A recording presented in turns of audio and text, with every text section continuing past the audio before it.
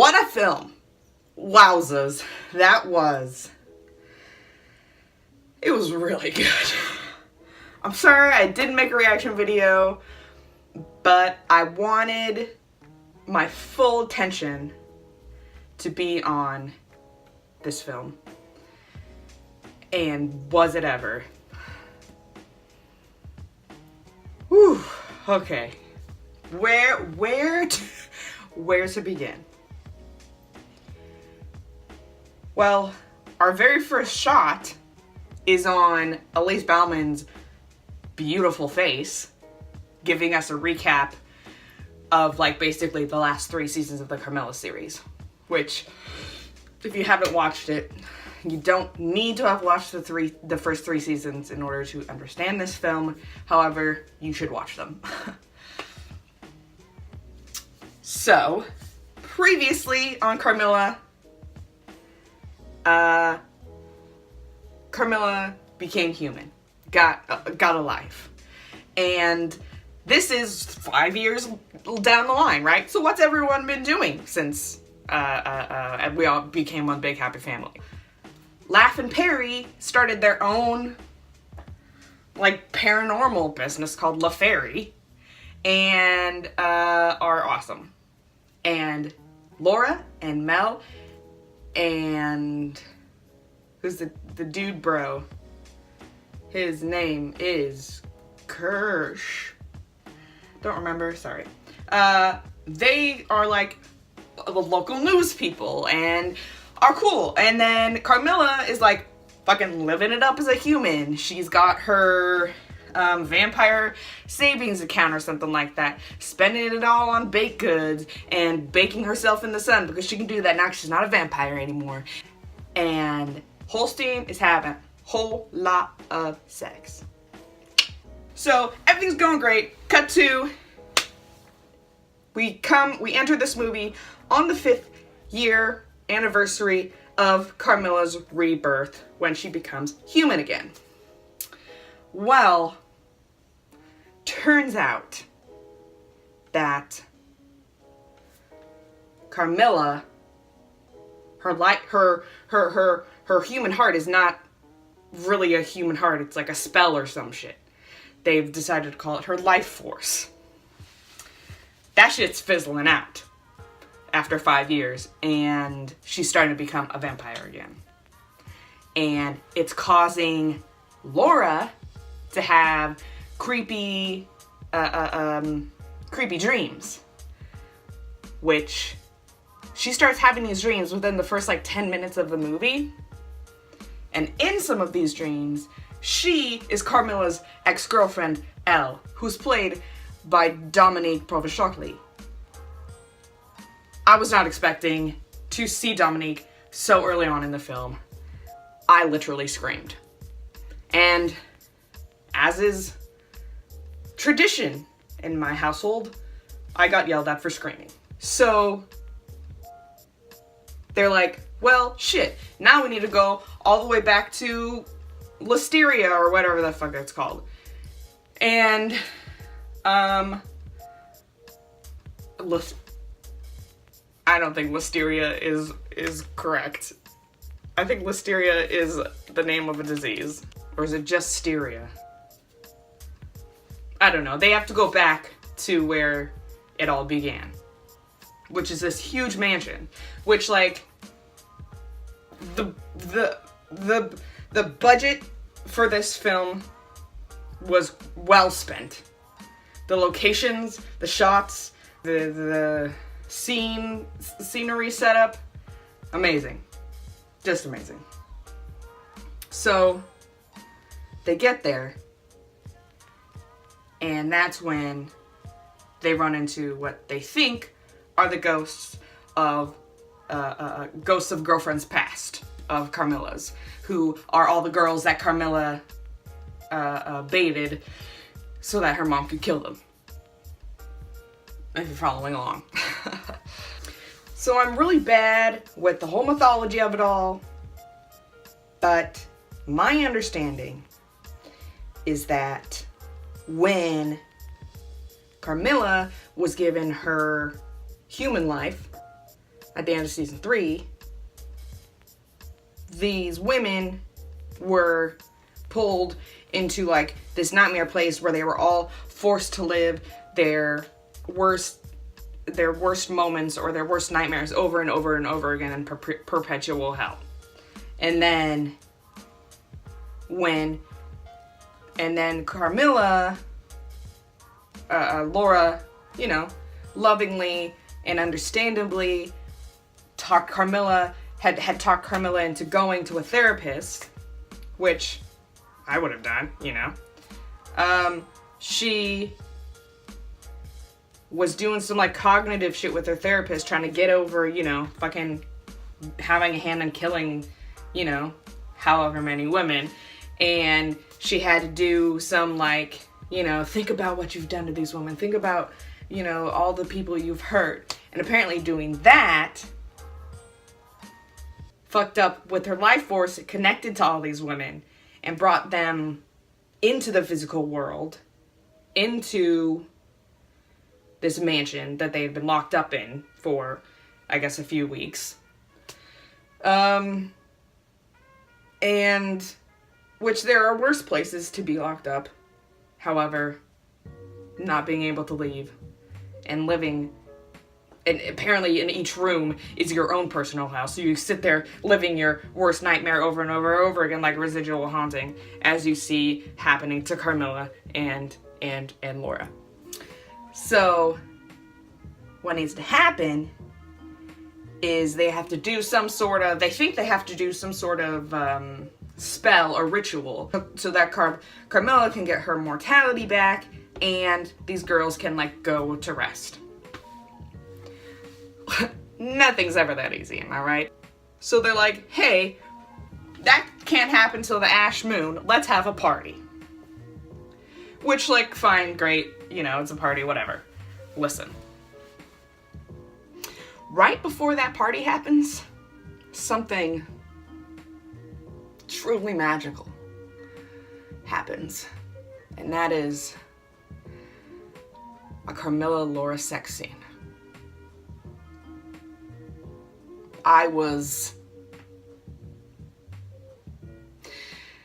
Girls kissing makes me feel funny in my tummy, okay? And I felt very funny in my tummy during this whole scene. At the very end of the scene, you can see scratch marks on Laura's back from all the writhing that Carmilla was doing under her.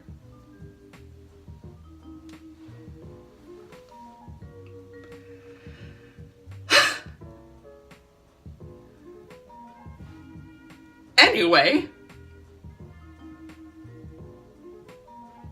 and I can't,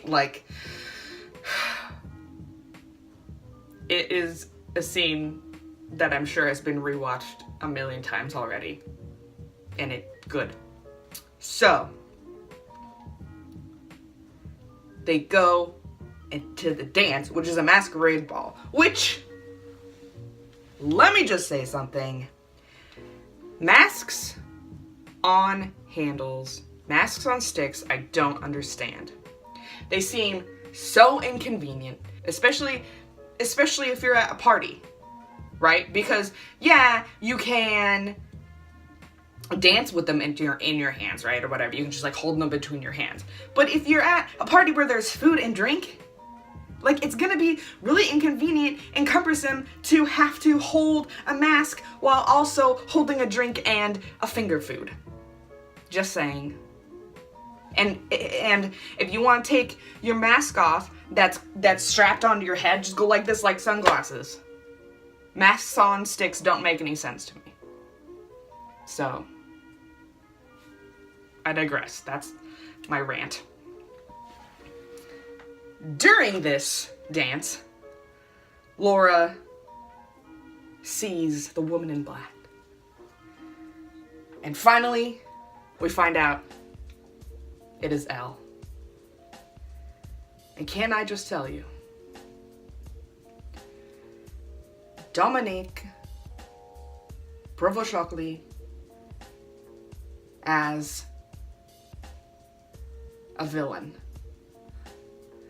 is something so glorious and astounding and amazing. I didn't know I needed it, but I needed it, and I am so glad I got it because she was amazing. The three of them, Dominique and Elise and Natasha, the three of them in their scenes together, magic. I mean, the way that each one of these women can go from fucking blowing your mind with their badassery to crying because they emote so much.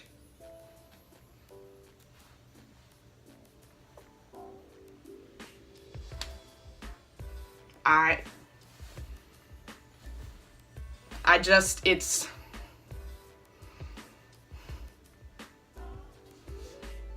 oh, and so they go and they try to do this this ritual, right? And they take some brooch. And they put a brooch down. And fucking Elle tricked these chicks. And turns out that the ritual they did do was taking the life force from Carmilla, putting it into a brooch. And Elle snatches that shit up and runs away.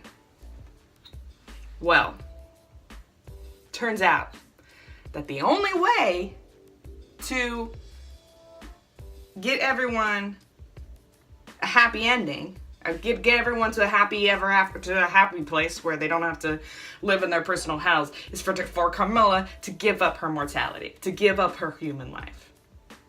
That sucks.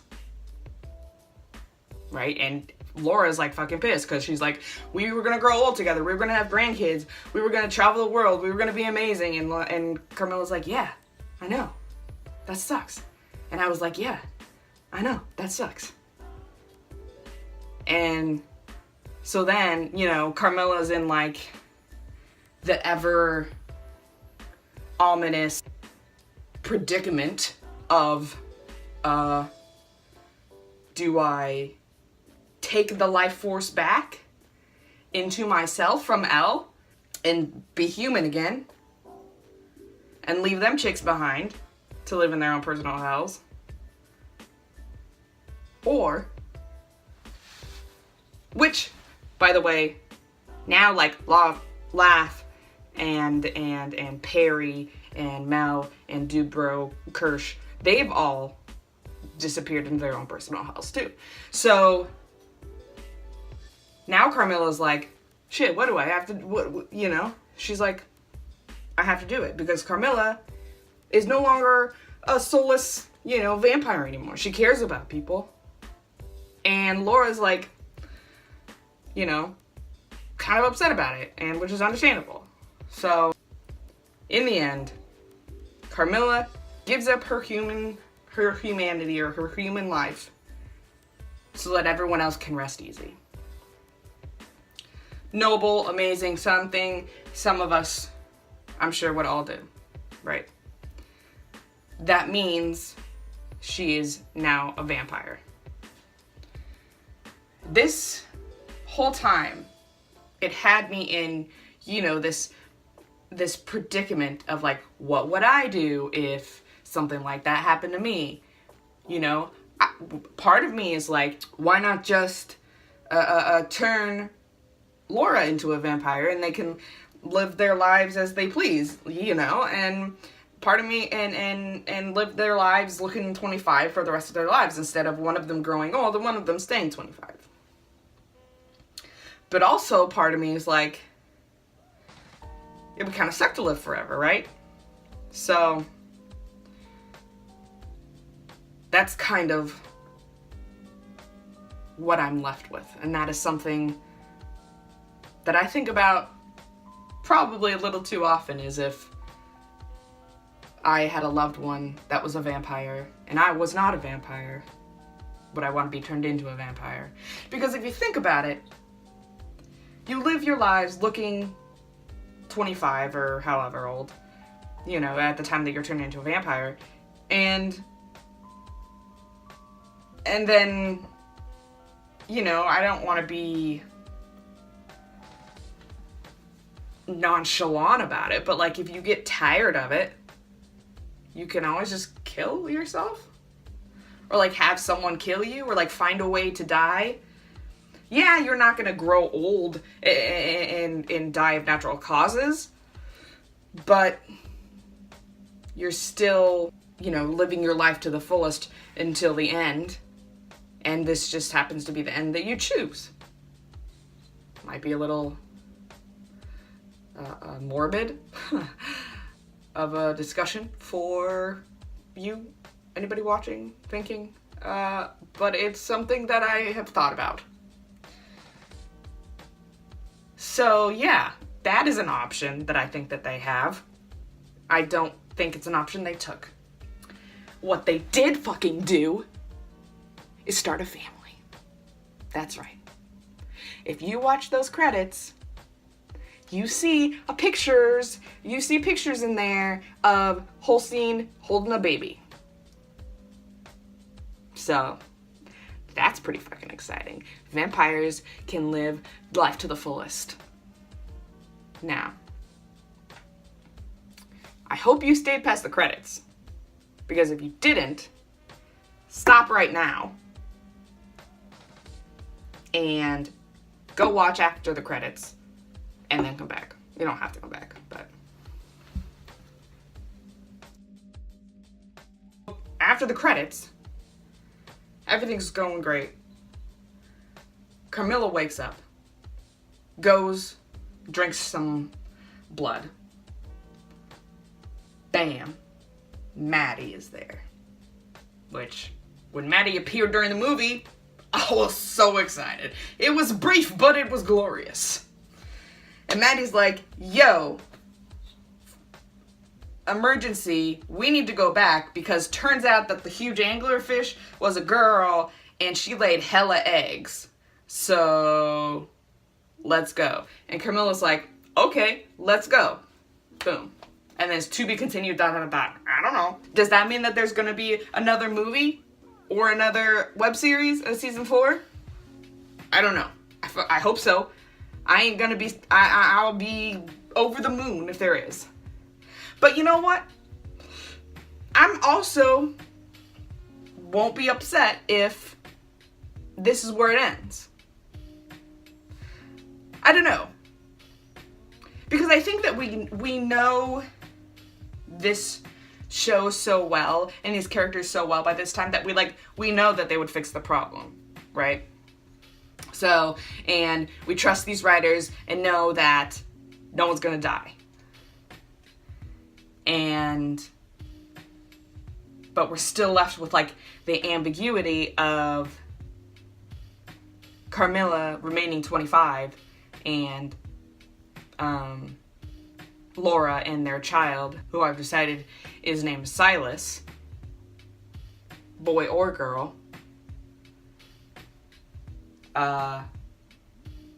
Silas and Laura grow old while Carmilla stays 25. That's what I would like to see. Is like that happening. How do you deal with that? How do you deal? See, that's what I want. That's what I want. I just want like to see how they deal with that as a family and as a couple. How does one deal with being 65 and your mom still looks 25? And your other mom's dead? Does your vampire mom get a new lady? You know? That's something I would really be interested in seeing. But, you know. Like I said, I'm cool with where we're left. But if there's more, I gladly welcome it. And also would like to sign a petition for Dominique to have more evil roles.